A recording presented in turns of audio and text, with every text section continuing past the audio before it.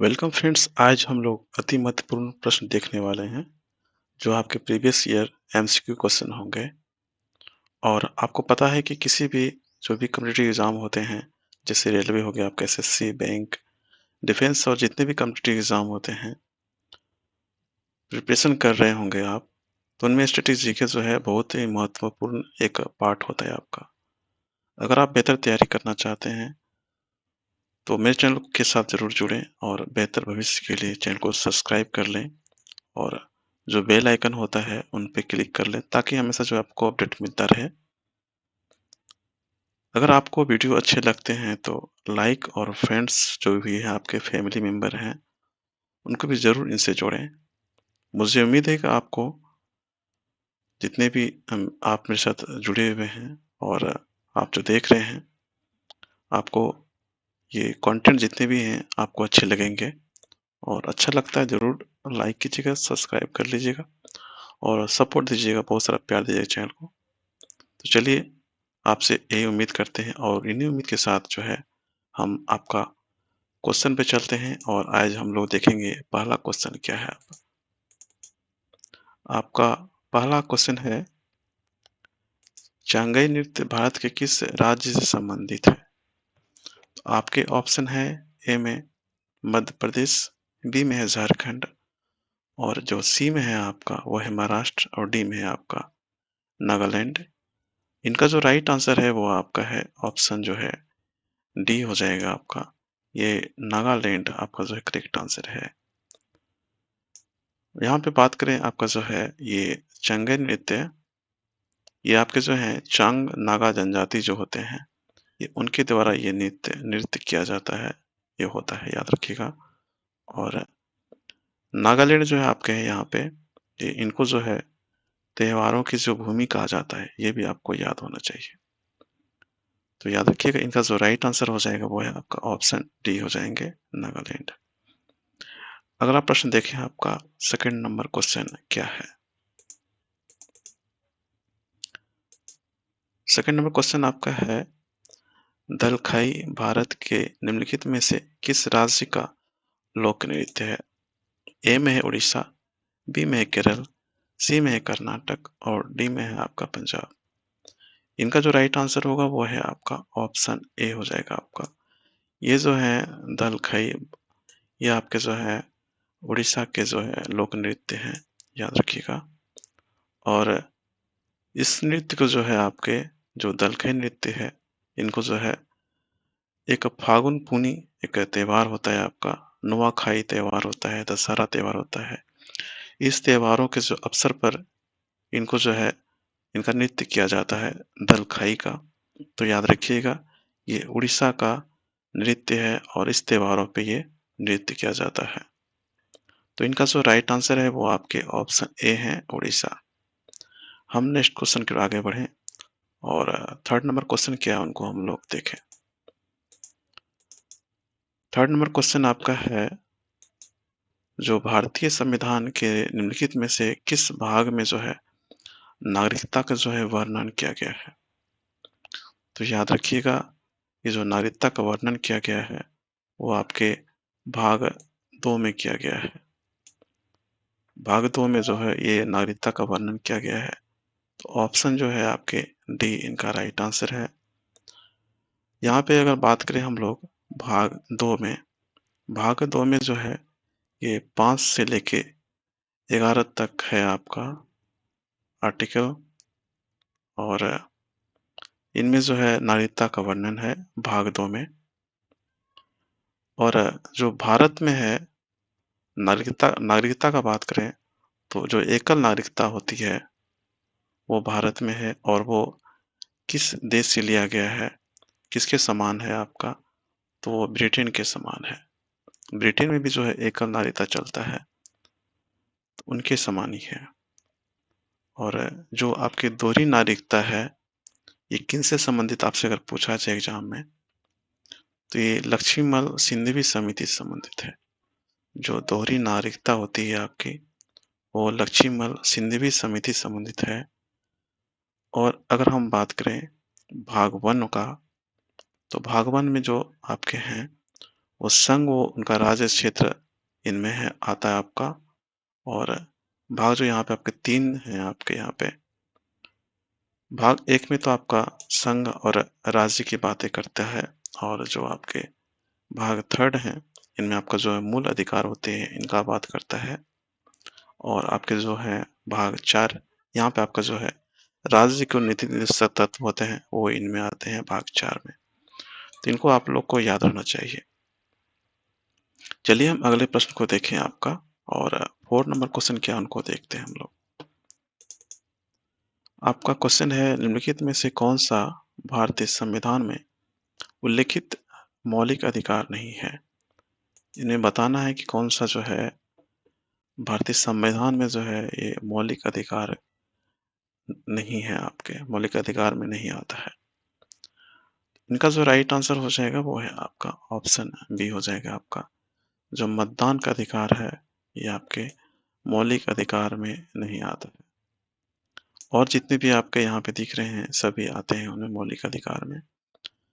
तो यहाँ पे जो है अगर बात करें मौलिक अधिकार का, तो समानता का अधिकार, स्वतंत्रता का अधिकार, शोषण के विरुद्ध अधिकार, धर्म की स्वतंत्रता का अधिकार, संस्कृति और शिक्षा संबंधी अधिकार, संवैधानिक उपचारों का अधिकार, ये सभी आपके जो हैं मौलिक अधिकार में आते हैं। तो इनको भी आपको याद रखना चाहिए, याद रखिएगा कि कौन-कौन से आपके मौलिक अधिकार आते हैं। तो समानता का अधिकार अगर आर्टिकल पूछा जाए, तो आर्टिकल 14 से 18 आता है इसमें समानता का अधिकार में। अगर स्वतंत्रता का अधिकार का बात करें तो आर्टिकल 19 से 20 इसमें है आपका। और अगर शोषण के विरुद्ध अधिकार बोल रहे हैं तो इसमें आर्टिकल 23 से 24 है आपका। और धर्म की स्वतंत्रता अधिकार का बात करें तो वहाँ पे आपका जो है 25 से 28 आर्टिकल में आता है। और संस्कृति और शिक्षा संबंधी का अधिकार बात करें तो आर्टिकल आपका जो 29 से लेकर 30 है आपका इसमें। और जो संवैधानिक उपचारों का अधिकार है वो आपके आर्टिकल 32 में है। और जो आर्टिकल 32 है, इनको डॉक्टर साहब जो भीमराव अम्बेडकर हैं, ये इनको क्या कहा था, ये आपको बताना है कहाँ पे, कमेंट में। चलिए हम नेक्स्ट क्वेश्चन की ओर आगे बढ़ें, और आपका जो 5 नंबर क्वेश्चन है उनको हम लोग देखें।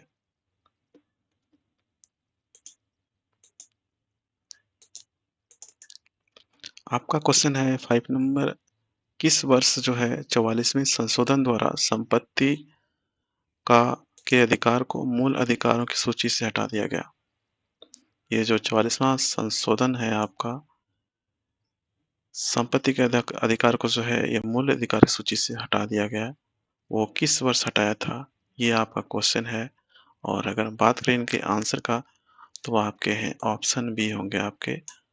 1978 में 1978 में जो है ये इनको ये 44वां संविधान संशोधन हुआ, और इसके तहत में जो है ये मूल अधिकार सूची से हटा दिया गया है। जो संपत्ति का अधिकार है आपका, उनको हटा दिया गया। याद रखिएगा ऑप्शन बी इनका राइट आंसर है। और ये जो हटाया गया है संपत्ति के अधिकार को हटाकर इनको जो है ये कानूनी अधिकार बना दिया गया है। अगर बात करें हम लोग संशोधन का, तो पहला जो संशोधन हुआ था वो कब हुआ था, 1951 हुआ था। और ये संशोधन जो प्रक्रिया है वो किस देश से लिया गया है, तो याद रखिएगा ये आपके दक्षिण अफ्रीका, इस देश से आपका जो है ये संशोधन की प्रक्रिया को लिया गया है। यहाँ तो इनका जो राइट आंसर हो जाएगा वो आपका ऑप्शन बी होगा आपका 1978। चलिए हम अगले प्रश्न की ओर आगे बढ़े, और आपका 6 नंबर क्वेश्चन क्या है उनको हम लोग देखते हैं अभी। 6 नंबर क्वेश्चन है आपका, नाथुला दर्रा जो है भारत को उसके किस पड़ोसी देश से जोड़ता है? आपके क्वेश्चन क्या है, नाथुला दर्रा जो है भारत को किस पड़ोसी देश से जोड़ता है? इनका राइट जो आंसर होने वाला है वो आपका ऑप्शन आपके जो है डी होंगे। ये चीन से जोड़ता है, याद रखिएगा ऑप्शन जो है डी इनका राइट आंसर है। हम आपको बता दें जो सिक्किम है, ये नाथुला दर्रा ये सिक्किम में स्थित है। और सिक्किम में जो भारत तिब्बत सीमा पर जो पुराने सिल्क मार्ग हैं वो वहाँ पे स्थित है। तो ये भी आपको याद रहना चाहिए। यहाँ पे बता दें कि आपको ये जो गंगटोक है आपका, गंगटोक तथा ल्हासा जो होते हैं, ये उनके बीच में संपर्क मार्ग स्थापित करता है, जो कि गंगटोक आपके भारत में है और ल्हासा कहाँ पे है? आपका चीन में है। तो ऑप्शन जो है डी इनका राइट आंसर होता होता है आपका।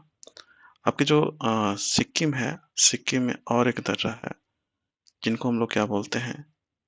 जेल्पा, जेलपला दर्रा, ये आपके सिक्किम में पड़ते हैं।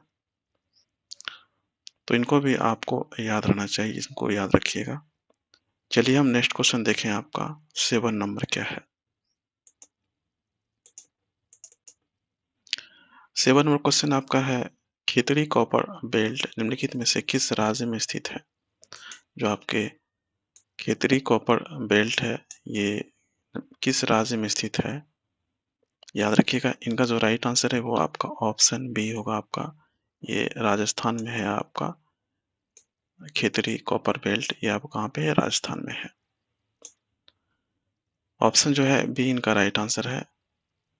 और ये जो आपके हैं खेतड़ी कॉपर बेल्ट, ये आपके अरावली जो रेंज है आपके, अरावली रेंज की तलहटी में ये आपका है। तो याद रखिएगा, ऑप्शन जो है बी इनका राइट आंसर है, राजस्थान। हम नेक्स्ट क्वेश्चन देखते हैं आपका 8 नंबर क्या है?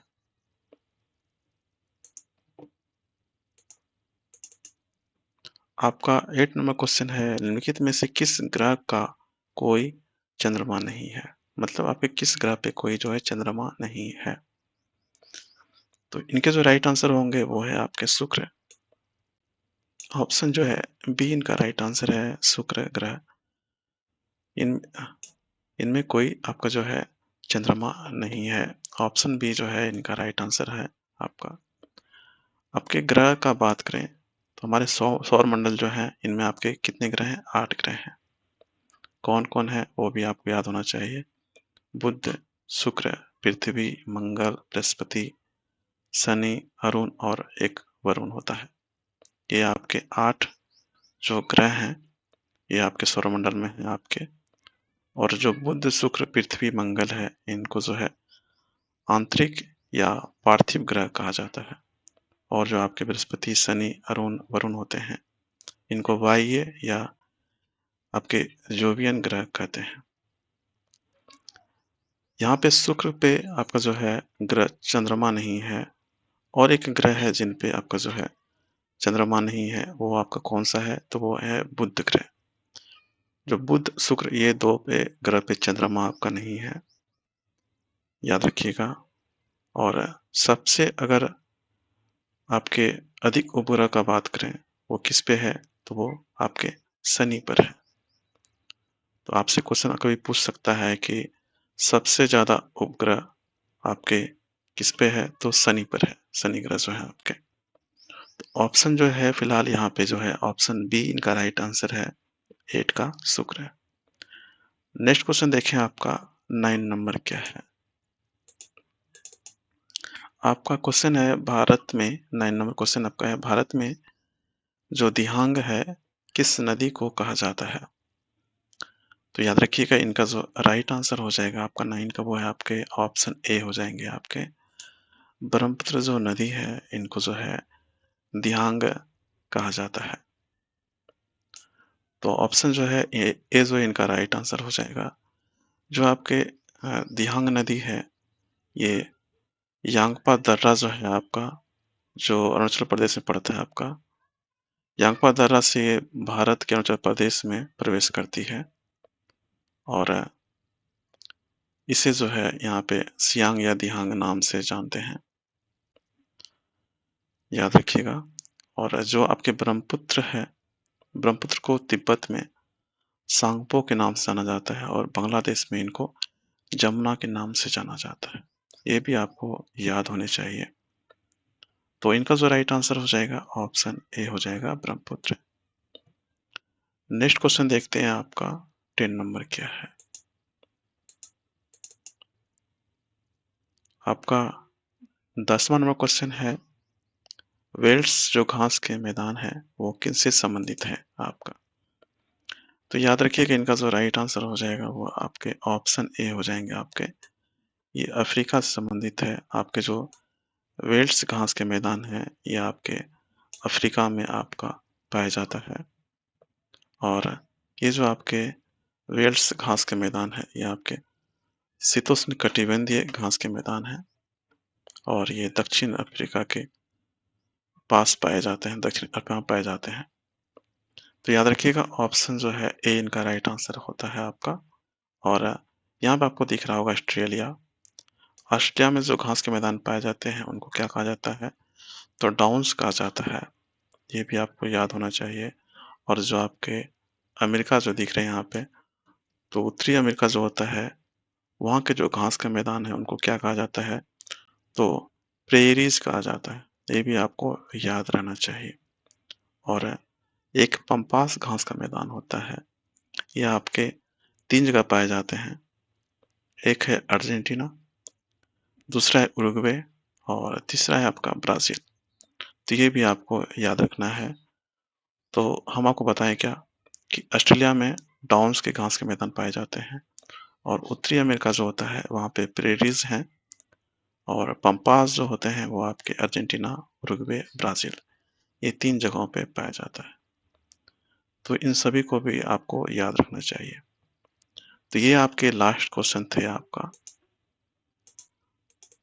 आई होप आपको पूरा वीडियो अच्छे लगे होंगे और जितने सारे क्वेश्चन हैं सभी सिलेक्टेड क्वेश्चन हैं और इम्पोर्टेंट क्वेश्चन हैं। तो एक बार, 2 बार इनको ज़रूर देखिए और याद करते चलिए। तो चलिए हम लोग मिलते हैं नेक्स्ट वीडियो में नेक्स्ट टॉपिक के साथ में। अगर आप चैनल पे न्यू हैं तो सब्सक्राइब कर लीजिएगा ज़रूर और मेरे चैनल को बहुत सारा प्यार दीजिएगा।